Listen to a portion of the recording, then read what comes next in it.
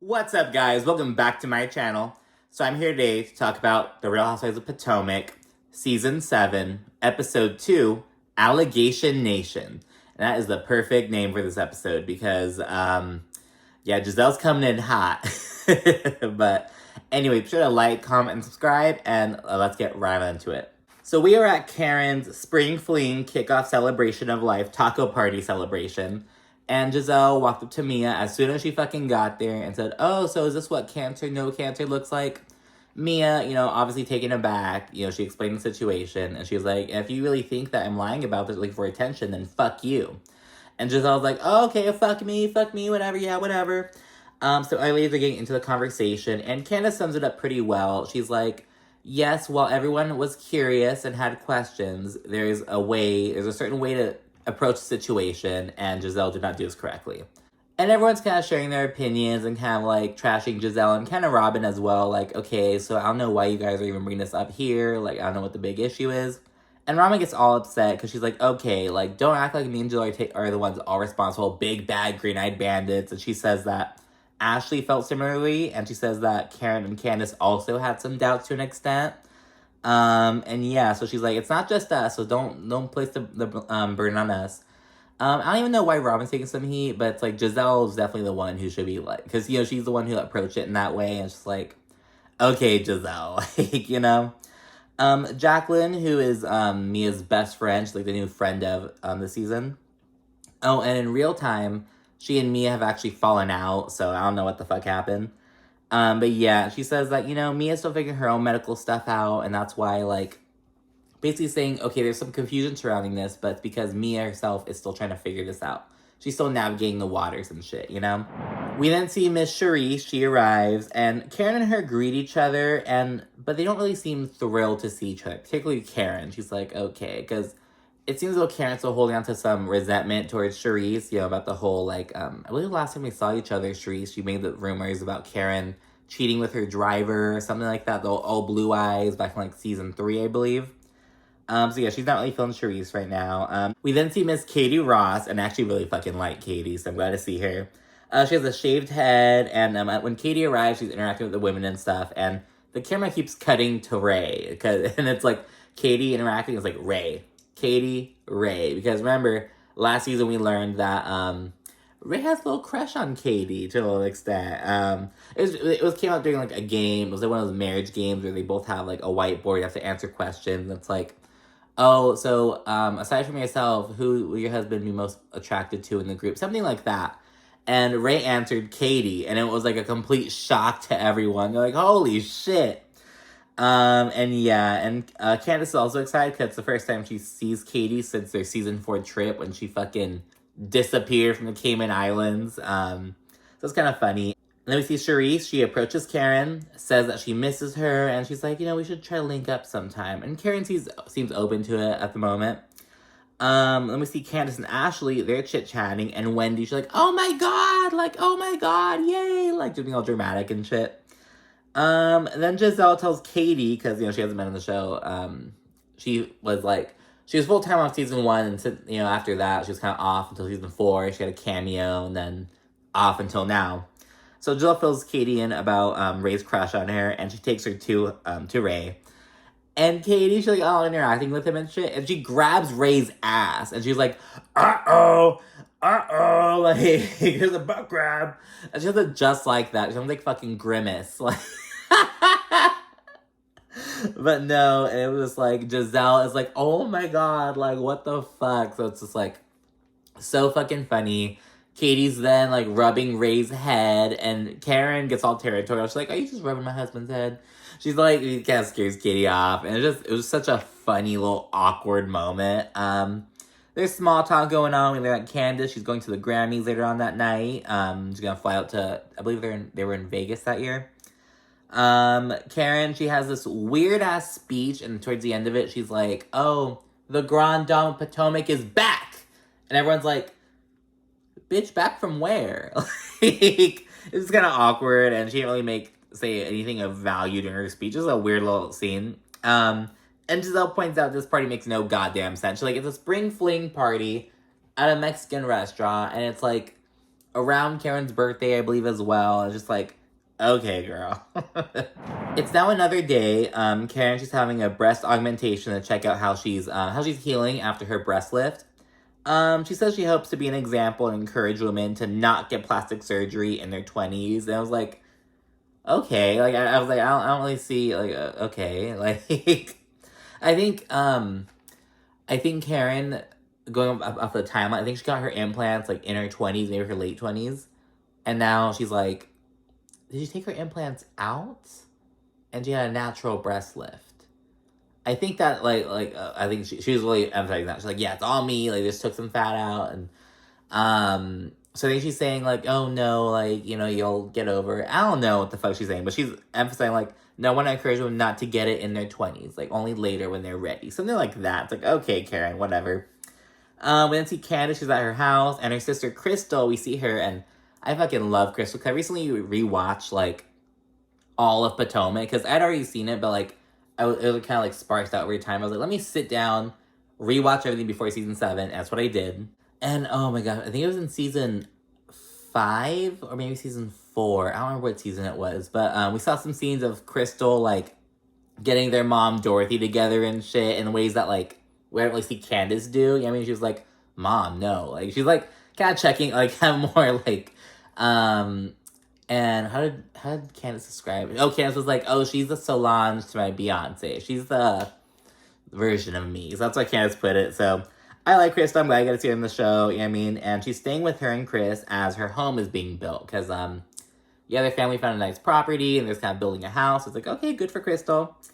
Candiace says that she's almost done with grad school and she hopes to, she wants to try getting pregnant naturally by the end of the year. And she says that, so she's getting, some of her eggs frozen, an egg frozen, or an embryo, something like that. She's getting some IVF done, but she said it's more like an insurance kind of thing. She's like, I don't have fertility issues, but it's kind of like, okay, how she's kind of thinking of it is like, I can try getting pregnant naturally for my first time, and then if when I'm 40 I'm ready for my second child, I can have this embryo, like, on deck, basically. So, so she sounds like she has a plan, you know, and she speaks on how she and Chris, though, they're spending some less quality time together because of his hours at his new job, because he works at View at the W. I believe that's what, like, the W is this hotel in DC, and the View is this, the rooftop restaurant, I believe. So he gets home super late. She's tired. He's tired. So they're not, like, spending as much quality time together as she would like, but yeah. We now see Ashley at her and Michael's pad, and she's getting to have a play date with her friend, Deborah. I don't know if she's going to be, like, a friend of. She's just a little cameo ones. I don't know. Some chick named Deborah, she and Ashley, they met at, like, a pregnancy thing. They have, Deborah's baby is around the same age as, Ashley's younger son, Dylan. They have some discussion about the situation with Michael. They're like, yeah, Michael's, like, still living here, but they sleep in different bedrooms. Like, she sleeps in a room with Dean, and she sleeps, and Michael sleeps, like, in the master or whatever. So, yeah, like, they have, like, they're still there, they're still cohabitating, but they're, like, in separate areas, basically, and Ashley goes on to say that, it was funny, because Ashley's like, yeah, I know, like, what's been helping me cope is, like, TikTok, because they have these dances, and you can learn them, and then I feel accomplished after doing them and learning them. And it's like, oh my god, it was, like, the way she said it. I was like, yeah, it's so, like, I don't know. That was fucking funny. I'm sorry. Like, no shade, but, like, it was just funny. Then this leads Ashley to introduce that she's planning on throwing a dance class for the ladies. It's like a heels class. We wear high heels, and it's, like, sexy dance and shit like that. So she's going to be throwing that event later on in this episode. We then link up with Robyn and Gizelle, who are getting ready to kind of meet at a coffee shop. Robyn says she has a lot to fill Gizelle in on, but she has a bone to pick with her first. And it has to do with Gizelle revealing that only Robyn's name is on her and Juan's home. And Robyn's really holding Gizelle accountable. She's like, why did you feel the need to kind of say that? And Gizelle, she acknowledges that, like, okay, like, as soon as I said it and I saw everyone's reaction, I was like, oh, fuck, I fucked up. So she acknowledges that she messed up. And Robyn, in confessional, she explains that the reason why only her name is on the house is because if her and Juan's name were on there, the interest rate would have been much more expensive because I guess he has bad credit. And she says, she basically saying it to kind of clarify that it's not the kind of situation that, like, oh, this is my house. Like, if we break up, we can break up any time. If we break up, I stay here, you have to leave. It's not like that. It's more like it was just a cheaper option. So I'm like, damn, Robyn, yeah, now you have to explain that Juan has bad credit. It's like, oh, because see, it just leads more. But I am sure that, it being in her name and her having that security is just a definite benefit. But I actually kind of believe Robyn with this. Because she hasn't been afraid to kind of share, like, she hasn't been afraid to look stupid in the past, basically. So I'm like, I don't think, like, I actually kind of believe that, like, it was just the wiser option, you know what I mean? And side note, so for the longest time, I wasn't really feeling Robyn. I was one of those people who were like, just demote her, blah, blah, blah. But I'm actually really liking her this season so far. And then Robyn just proceeds to say that Gizelle's delivery was awful regarding Mia. She's kind of holding Gizelle accountable with that. Gizelle, she texts Mia, she says some bullshit like, I'm sorry, blah, blah, blah, like, it wasn't my intention. She sends an apology because Robyn checks her, essentially. She wouldn't have done that if Robyn hadn't said anything, is what I'm kind of getting at. Robyn then fills Gizelle in on some Ashley tea. And so number one, Ashley found a house with Michael already. There's getting it already and shit. And number two, Ashley got a DM from Chris at 2:42 a.m. in the morning on the night of the spring fling party. Because after the party, it turns out that Ashley went to some other place. I think it's like the park on 14th. Some other like restaurant, bar, club kind of place for an after party, if you will. Chris texted Ashley, was like, so what happened was Ashley put something on her story and Chris responded to her story. And he responded to her story just saying, shoulda came to the W.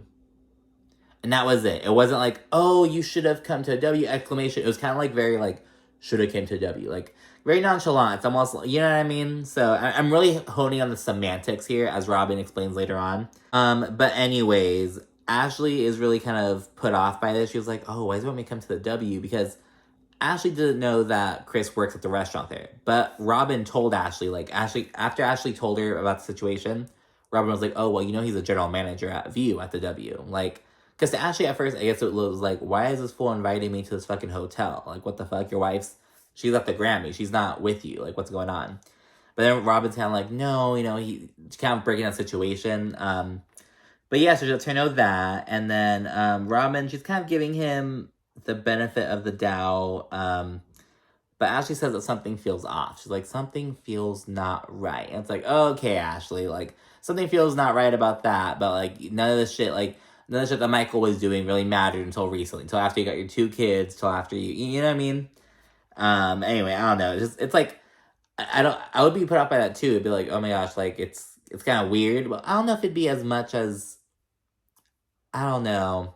To each their own and everything, you know what I mean? But we've seen Chris kind of, like, last season when they were on the Eastern Shore, Chris told Ashley, I despite your issues with my wife, I try to keep everything cool with you and everyone else, and, like, so we've seen Chris kind of, be warm to some ladies, but yeah, I don't know, because it's kind of introducing a major plot point for later on. The whole thing about Chris making these women feel uncomfortable, essentially. Once Gizelle learned this information, she kind of adds more fuel to the fire, and she says, oh, well, Chris DMs me as well, right? And she says it makes her feel uncomfortable. And Robyn, she's like, oh, well, why does it make you feel uncomfortable? Like, we've been to, their house, he's cooked for us, like, why does it make you feel uncomfortable? And Gizelle says that it's because of a situation she had with Chris at the season 6 reunion. So after taping, she said that Chris was kind of waiting for her and asked to speak with her privately, like in her dressing room or something.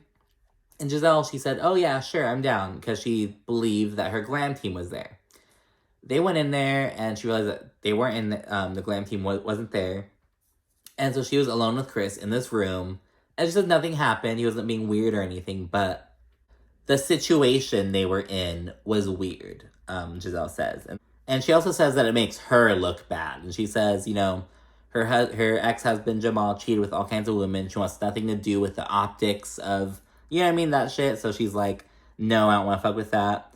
She continues saying that made her feel uncomfortable. And Robyn says, in the confessional, she already knew what happened. Gizelle told Robyn shortly after it happened.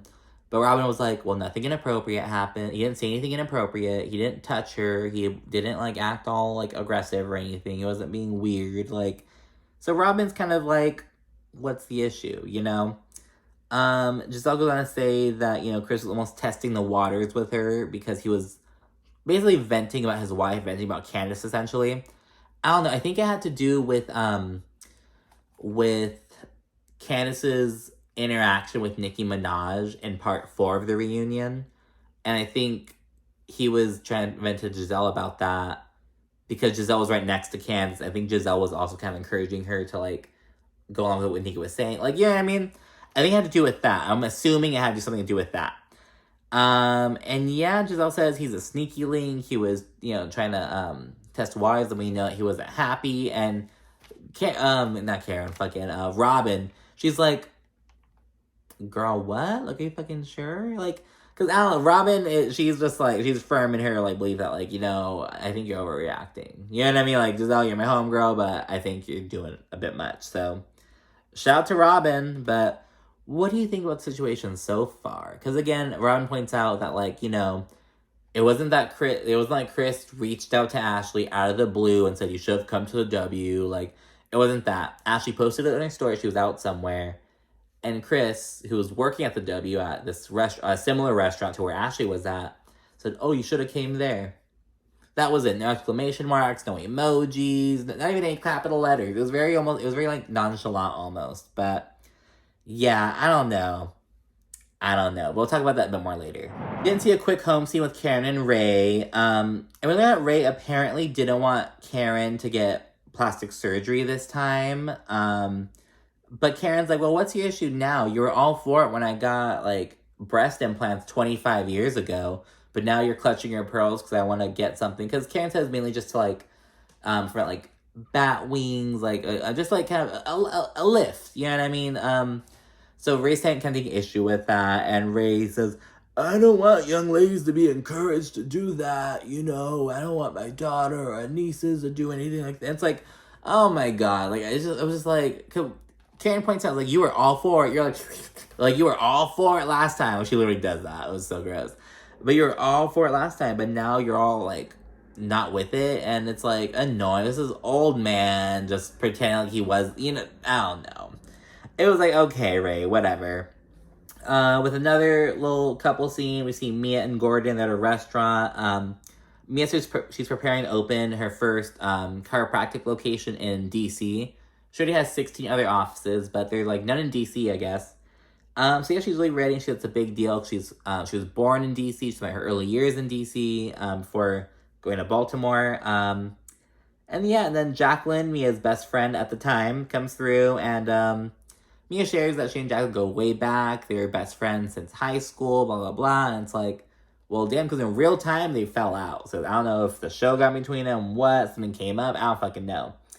Mia then says that Jacqueline is G's other wife, though they don't have sex, and it seems as though the producers and editors are kind of doubting this, because after Mia says that, the producer's like, really? It's like, yeah, no, they never had sex, because she's in confessional.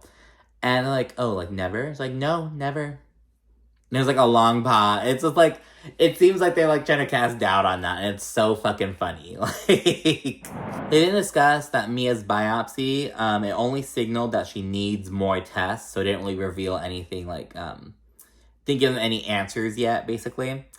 Jacqueline then says she's disgusted by how the ladies discussed Mia's health situation at the party. And Jacqueline, she also shares that, she feels as though Karen was trying to almost cover her ass by how she was approaching the situation. Like, how she was, kind of reacting to the gossip regarding Mia. And Mia proceeds to read a text that Karen sent her. So, like, 45 minutes before the fucking party, before she got there. Karen texted Mia, oh, hey, Mia, I just want to let you know that, some of the ladies have been questioning, your health situation, and we're kind of discussing it. I just want you to know ahead of time. So basically, but Mia's like, bitch, I live like 3 minutes away from you. Why don't you let me know? I talked to you a couple days ago. Why don't you let me know then? Like, Mia's she feels as though Karen is doing just enough because she's kind of playing both sides to make herself look good, essentially. She's doing just enough by letting Mia know, like, 30 minutes before the fucking party. But it's like, girl, what? Like, why are you letting me know now? Like, at the very last second. Like, just make yourself look good and take her out of the equation almost. And it's like, okay. And Mia is still upset with Gizelle. So as I mentioned, Gizelle texted her and apologized, but Mia was like, she didn't even respond. Mia was just like, no, girl, like, no, you pissed me off. Like, fuck you. So yeah, she's still not really feeling it.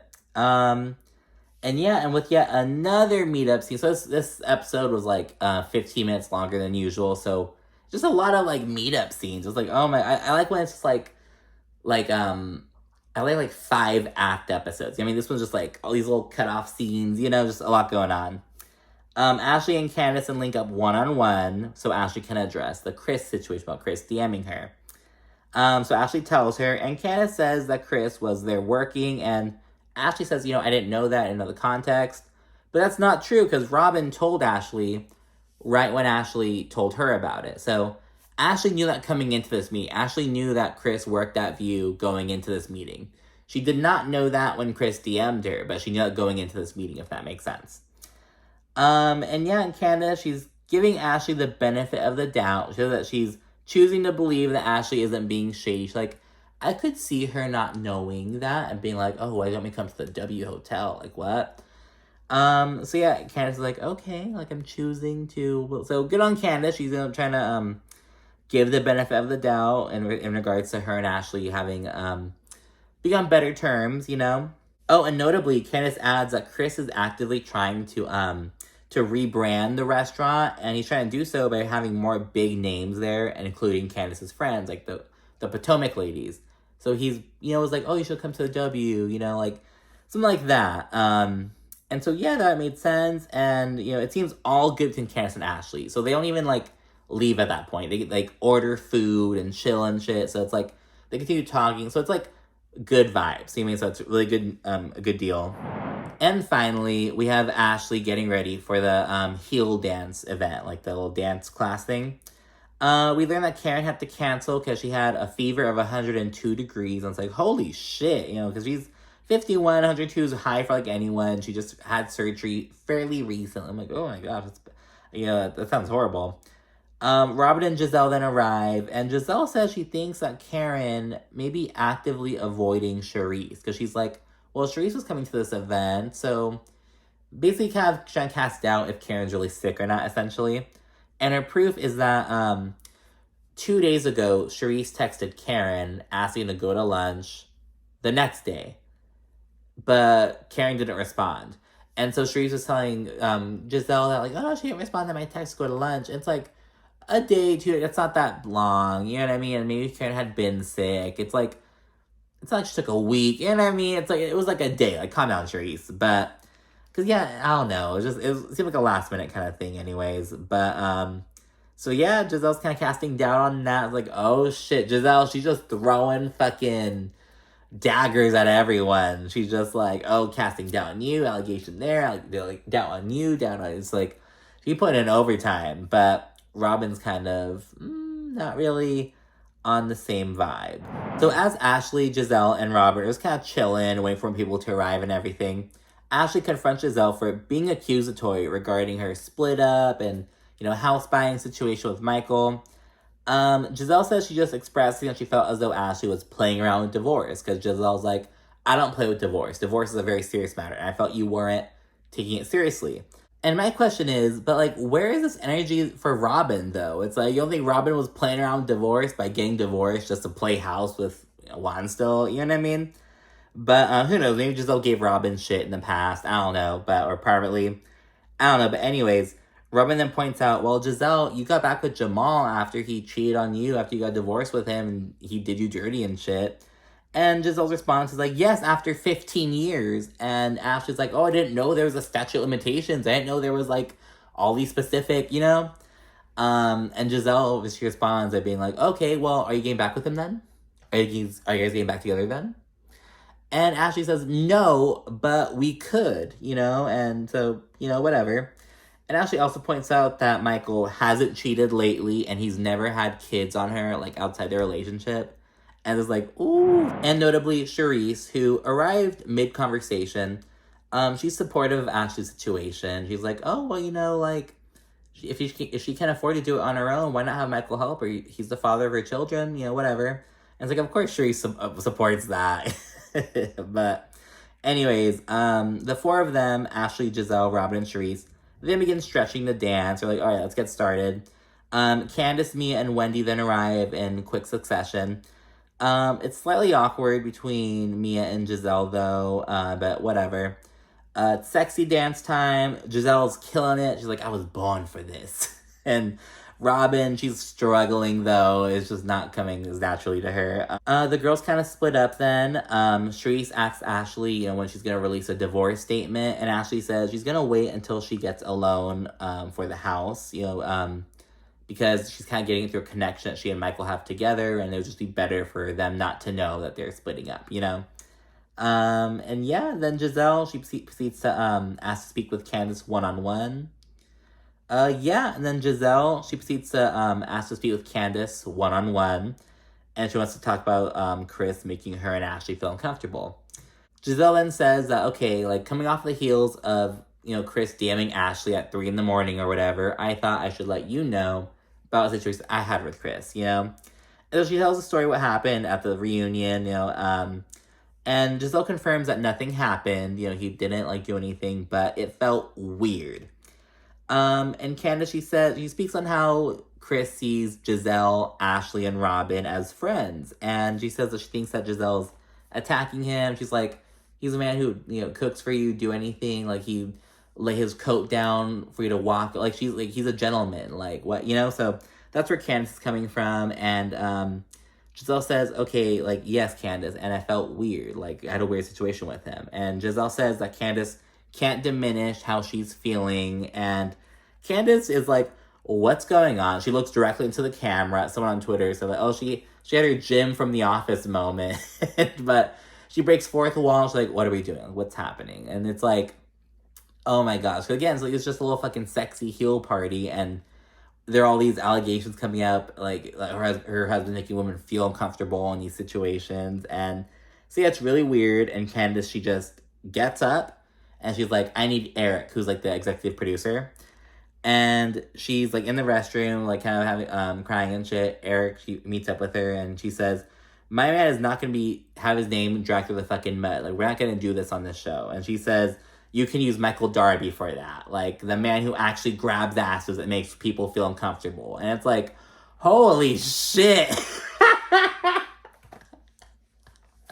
When she said, they might use Michael Darby for that, not Chris Bassett. I hollered. It was holy shit. It's we'll see how Ashley feels about that comment. Oh my god. But yeah, so it's this whole thing. Candiace kind of addressed the situation on Twitter a little bit, kind of speaking on the situation that she's in.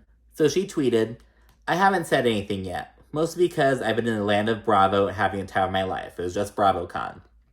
But, the episode came and gone.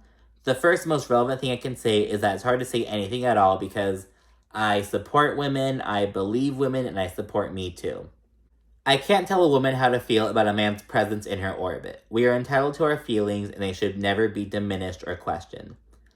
It's why the most appalling part about this episode, and those that will play after, is watching a feral gutter snipe attempt to upend and dismantle these pillars that women have worked so hard to establish. All in the name of what? All in the name of entertainment? And yeah, she was going to say, where have we landed? How exactly are we here? You are not a victim. What you are is a calculated slab of misery, creating a next generation of snipes through the fine example your children have to mirror. We are all in danger. So that's what Candiace said about the situation, and it's to be continued. So yeah, the big question,